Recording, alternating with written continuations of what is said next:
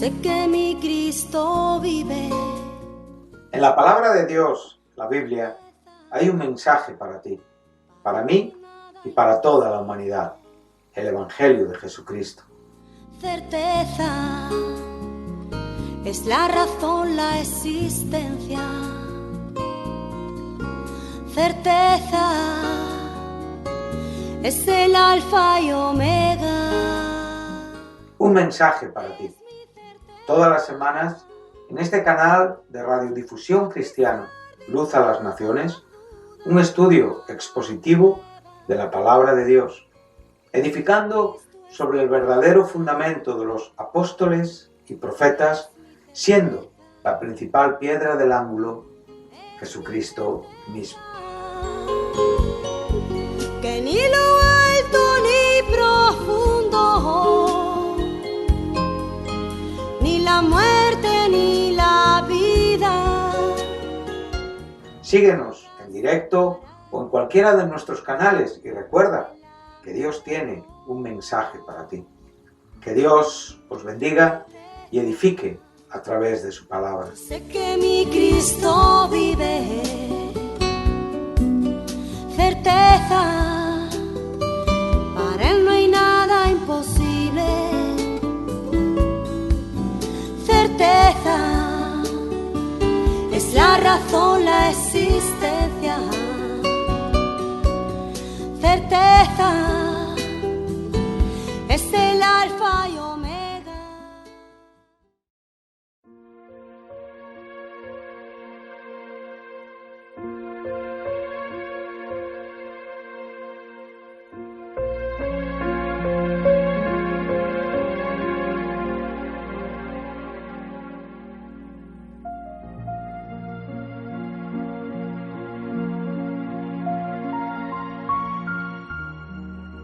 Primeramente, saludar a los oyentes de Radio Luz a las Naciones en este programa titulado Un mensaje para ti. Como no, a mis compañeros de programa en Cartagena, en La Coruña también, y con los que Dios me está permitiendo emitir este programa ya por algunos años. Estamos estudiando la primera epístola del apóstol Pablo a los Corintios y estamos tratando de presentar una enseñanza expositiva de esta carta y hemos iniciado en los primeros versículos del capítulo 1 y estamos en este momento hablando o explicando un poco acerca del significado del verbo, del término llamar, llamado llamamiento en la Escritura. ¿Por qué estamos hablando de este verbo, de esta expresión? Pues porque en el comienzo de esta epístola posiblemente encontramos un fundamento importante en cuanto a lo que es a la postre el desarrollo de todo el contenido que Pablo dirige a esta iglesia de Corinto. Sabemos que es una carta larga, es junto con la segunda epístola a esta iglesia y la carta a los romanos, las cartas extensas o más largas o mayores que el apóstol Pablo escribió, es la primera de ellas. Antes había escrito Gálatas y las cartas a los tesalonicenses, aproximadamente por el año 55 después de Cristo, y la escribió en su tercer viaje misionero, ya que en el segundo viaje misionero fue donde fundó y estableció esta iglesia. Es una carta que contiene muchísima exhortación y que trata de corregir asuntos y problemas que habían surgido en el desarrollo de los miembros de este cuerpo, de esta iglesia. Es una carta que en su momento estaba dirigida a una iglesia y es una carta que bajo la unción y la inspiración de Dios Pablo la escribió y que en definitiva hoy forma parte del conjunto escritural de la totalidad de las Escrituras y está ubicada en el Nuevo Testamento. Nosotros tenemos mucho que aprender en esta carta y contemplando la iglesia visible hoy en este mundo y la historia de esta iglesia a lo largo de los siglos, nos encontramos que son situaciones y cosas que suceden evidentemente siempre, en todas las épocas.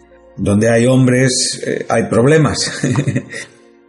Perdón, los seres humanos tenemos la virtud de generar problemas.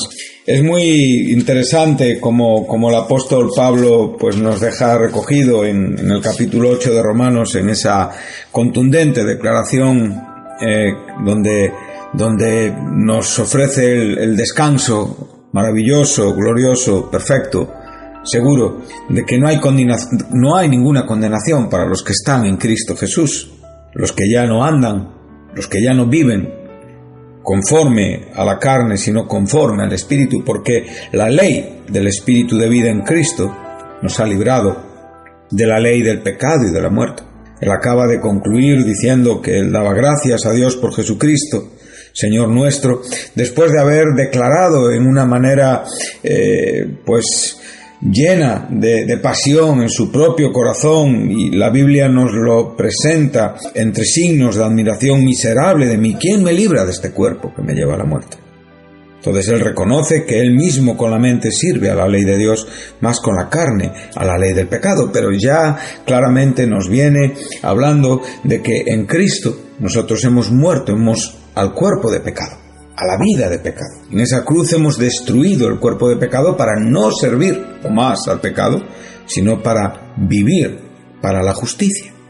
Pero es muy curioso que en esta declaración, después en el verso 3 dice que lo que era imposible para la ley, o sea, en el asunto no tanto de la imperfección de la ley, ni que el mandato tuviera tal nivel de exigencia que fuera imposible cumplirlo. Evidentemente, lo que Dios pide de nosotros es posible cumplirlo, en cuanto a que Él nunca pediría nada que no se pudiera cumplir.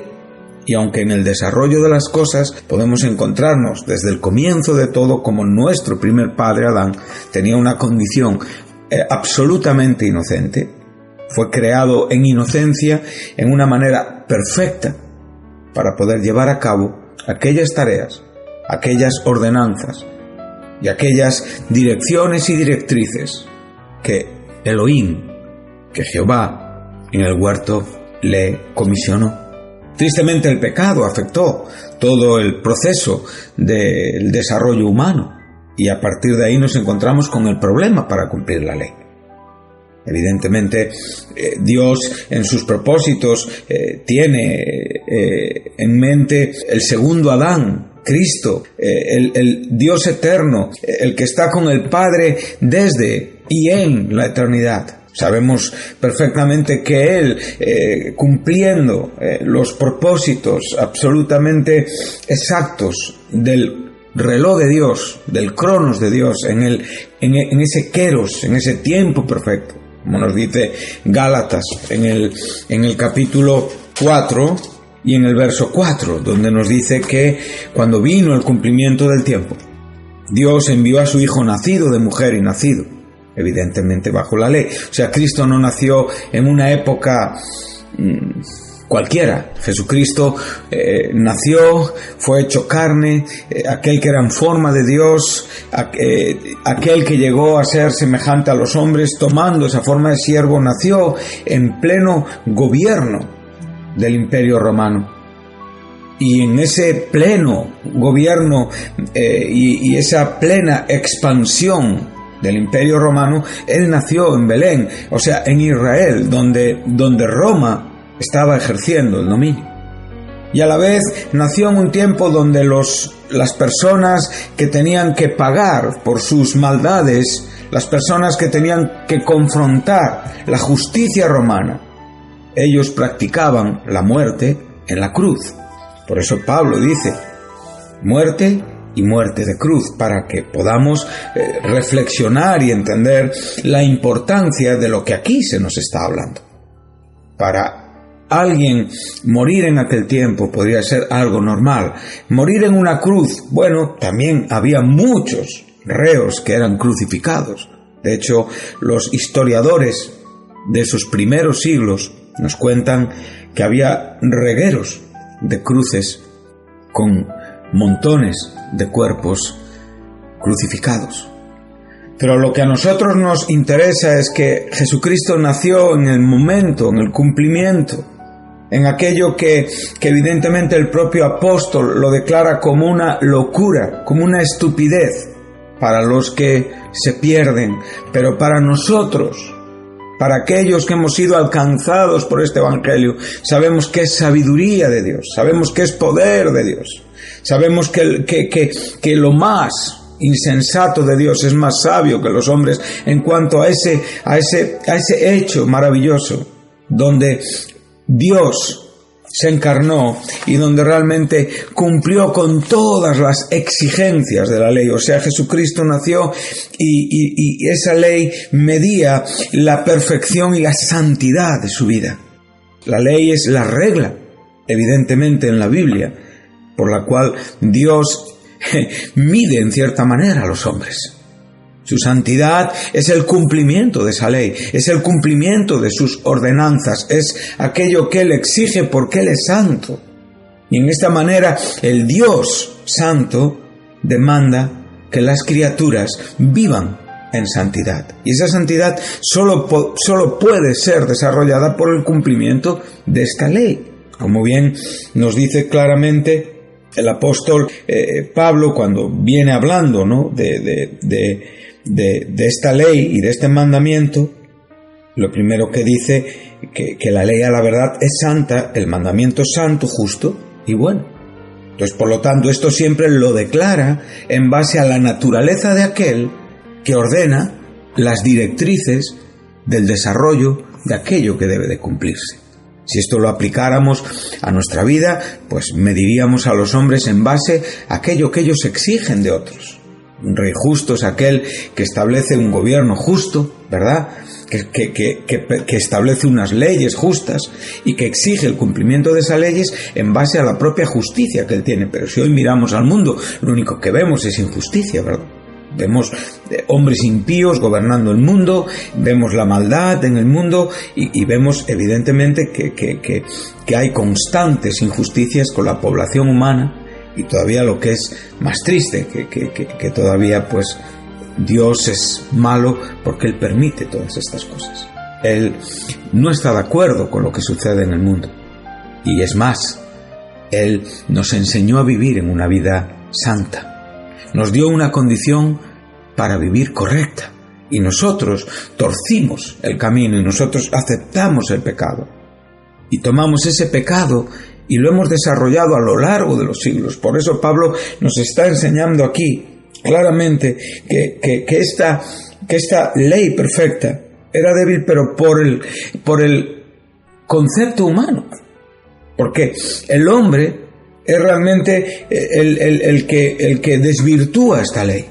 La ley sigue siendo santa, pero evidentemente el hombre no tiene una condición para cumplirla. Entonces, el problema de la ley es el factor humano.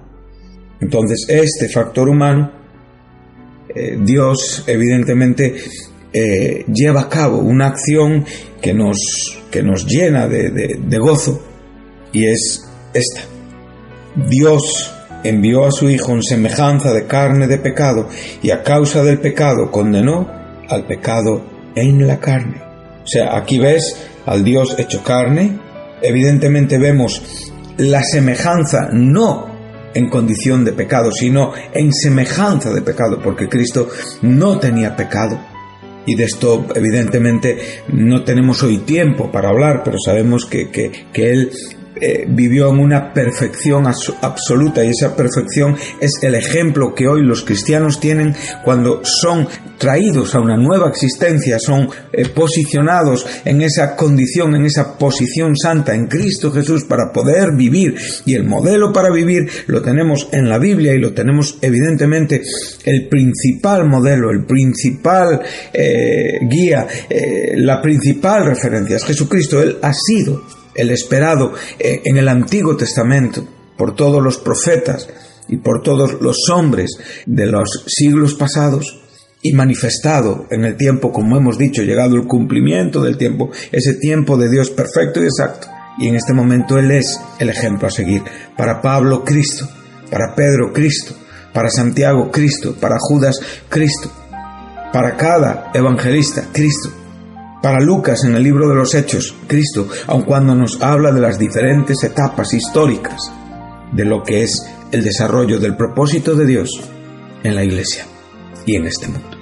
Entonces, queridos oyentes, estamos viendo que este asunto realmente se soluciona y se lleva a cabo por medio de esta acción en la cual Dios envía a su Hijo. Entonces, estamos en la primera carta a los Corintios y nos encontramos con este apóstol que está dirigiendo una carta a una iglesia que está desarrollando errores. Una carta que hoy nos sirve a nosotros para comprender muchas situaciones.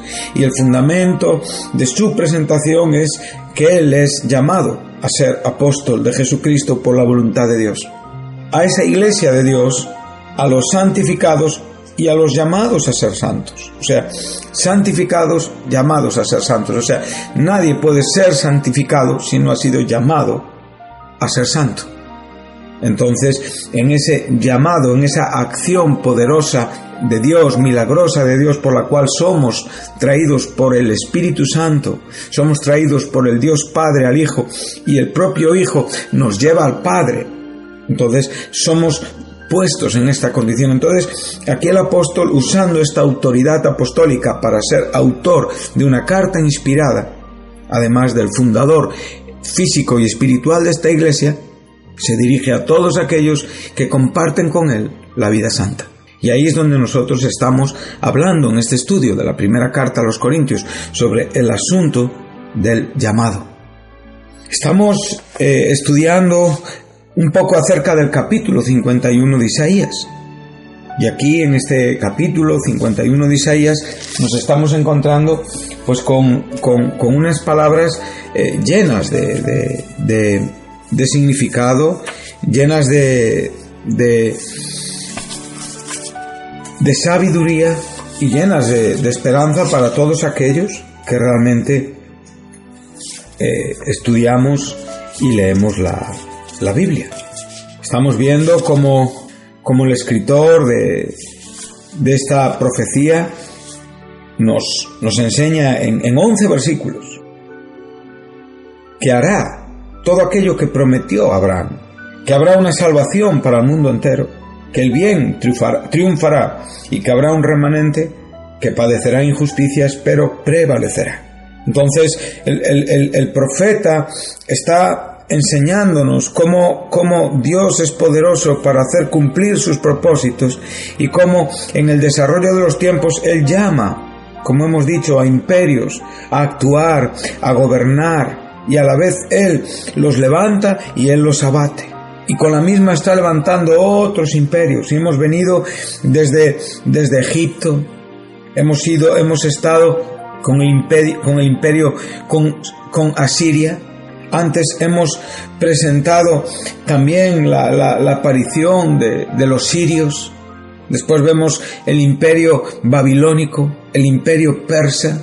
Y aún la Biblia nos habla del imperio griego y también del imperio romano, como hemos citado, esa visión que Nabucodonosor tuvo en el libro de Daniel y que Daniel explicó también en el capítulo 2 de su profecía, y que evidentemente Daniel después en capítulos siguientes nos deja muy claro, juntamente también con el propio libro de Apocalipsis. Entonces vemos que este verbo, que esta palabra, llamar, connota no solamente los hechos que acontecen y ocurren en el tiempo y de los cuales somos testigos contemporáneamente en las épocas donde nosotros vivimos, como es evidentemente la salvación, que hoy sigue siendo el milagro de milagros. Que hoy todavía, 2000 años después, los efectos de la gloriosa muerte de Jesucristo en la cruz en Jerusalén y su resurrección al tercer día, que ahora entramos en los tiempos donde se recuerda lo que llamamos Pascua o Semana Santa. Ahí estamos recordando esos hechos, esa semana de pasión de nuestro Salvador. Y sabemos cómo esa obra expiatoria sigue siendo vigente, sigue siendo efectiva, y que hoy todavía personas vienen a Cristo para ser salvados en todos los lugares del mundo. Por lo tanto, la palabra es muy presente, es muy actual, está llena de significado, y lo que es maravilloso, o sea, que esta palabra lo que hace no solamente es llevarnos atrás, sino nos lleva a un presente y nos da esperanza en un futuro, porque es lo que es lo que estamos hablando en esta mañana. Entonces vemos que este profeta, ya en la segunda parte de su profecía, que sabemos que es a partir del capítulo 40, la primera parte concluye en el capítulo 39, con Ezequías y con la visita de los enviados de Babilonia, todavía recién saboreando la victoria del pueblo de Dios bajo la dirección de un solo ángel de Dios que pudo acabar con 185.000 asirios en una noche a las puertas mismas de Jerusalén. Pero aquí estamos ya en la segunda parte de la profecía, y el profeta está viendo hacia adelante, pero también está viendo hacia atrás. Es muy bonito esto, porque cuando estamos hablando, cuando Pablo está hablando y está diciendo: yo, Pablo, apóstol, llamado apóstol de Jesucristo por voluntad de Dios, está hablando de un presente, está hablando de un pasado, y a la vez nos lleva hacia un futuro. Bueno, pues aquí el profeta Isaías está exactamente haciendo lo mismo. Él está hablando a un pueblo que va a entrar unos cuantos años después en una cautividad. Hemos enseñado cómo la caída del reino del norte sucedió en el año 722 a.C. 136 años después cayó Judá, en el 586 después de Cristo, y desde donde habla Isaías hay 180 años hasta Ciro, que es el ungido que no conoce la voz de Dios, pero que es levantado por Dios para traer de nuevo y para facilitar a los cautivos en Babilonia el regreso a Jerusalén para la reconstrucción del templo, para la reconstrucción de la vida espiritual religiosa, para la reconstrucción de los muros.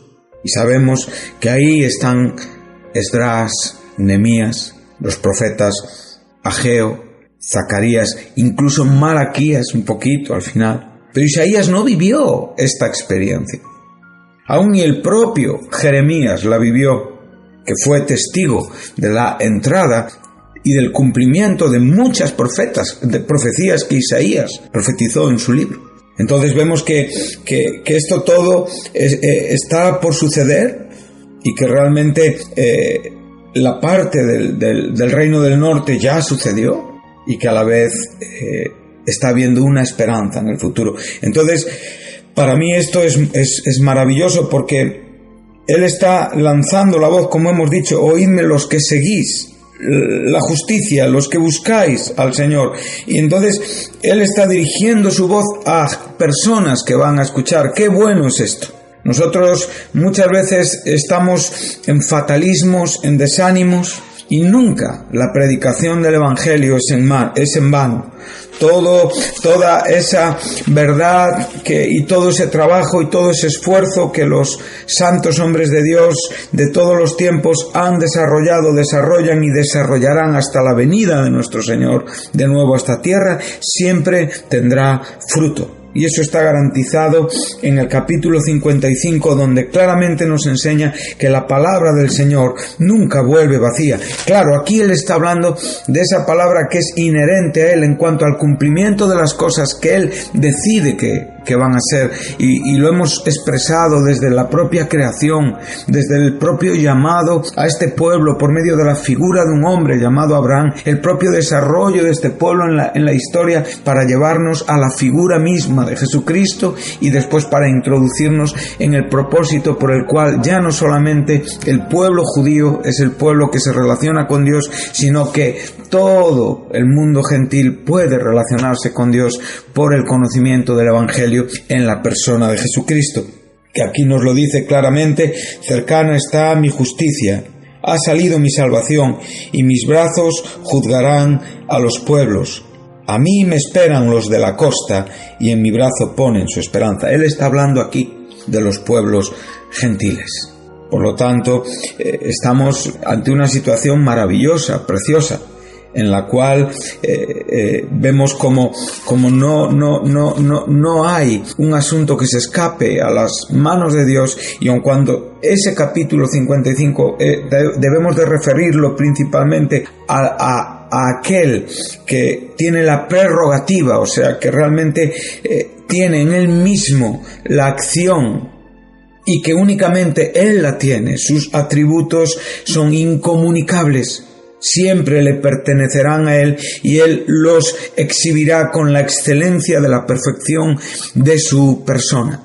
Pero aún así nosotros, que hemos sido llamados a participar de su naturaleza por este nuevo nacimiento, que realmente somos esas piedras vivas que estamos fundamentadas sobre el ángulo principal, sobre la piedra angular, sobre el fundamento firme, sobre la roca que es Jesucristo.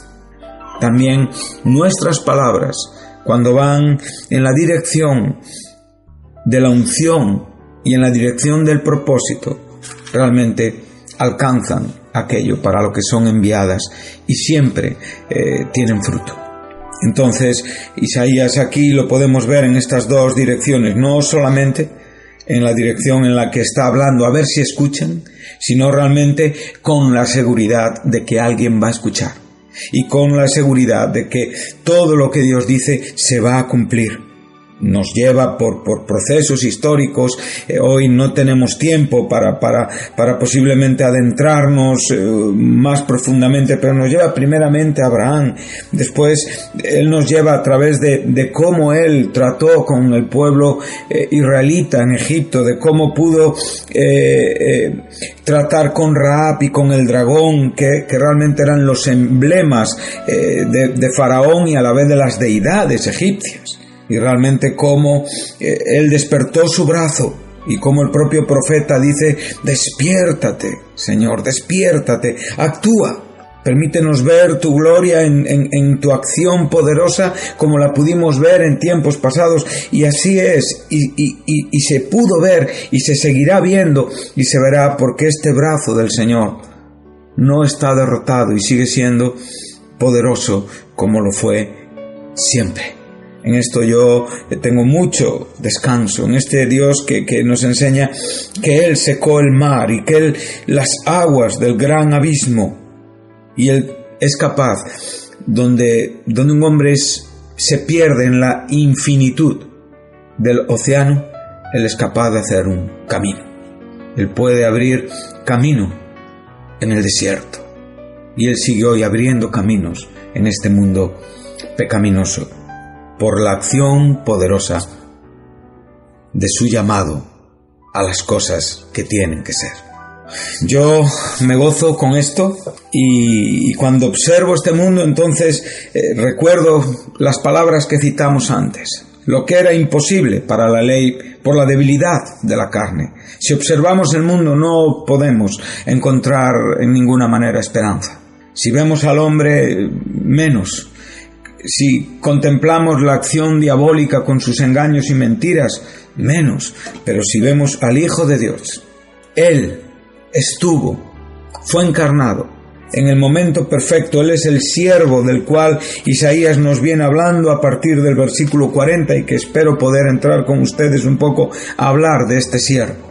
Entonces podemos ver que este siervo, en condición de carne, en semejanza del pecado, condenó al pecado en la carne, pudo cumplir, establecer el cumplimiento pasado, presente y futuro de todos los designios de Dios, y por eso este profeta, él puede abrir su boca y decir: oídme, porque la palabra de Dios está en el propósito por el cual Dios va a llevar a cabo sus acciones. Y esto es una seguridad para todos nosotros, para poder saber que todo lo que hoy estamos haciendo no es en vano, que el sufrimiento que muchos cristianos tienen en el mundo no es en vano, que realmente las tribulaciones que pasamos no son nada comparadas con la gloria venidera, y que todavía hoy en este mundo podemos gritar y decir: oídme, aquellos que quieren seguir la justicia, aquellos que buscan al Señor. Todavía podemos decir: despiértate, Señor, como en tiempos pasados. Muéstranos tu gloria, queremos ver tu gloria, queremos vivir en tu gloria, y ayúdanos a creer en la esperanza que un término como el verbo llamar tiene en la Escritura, que nos lleva al pasado, nos actúa en un presente y nos asegura una esperanza futura. Que Dios les bendiga y les espero en el siguiente programa de Un Mensaje para Ti. Un abrazo, un saludo, muchas gracias.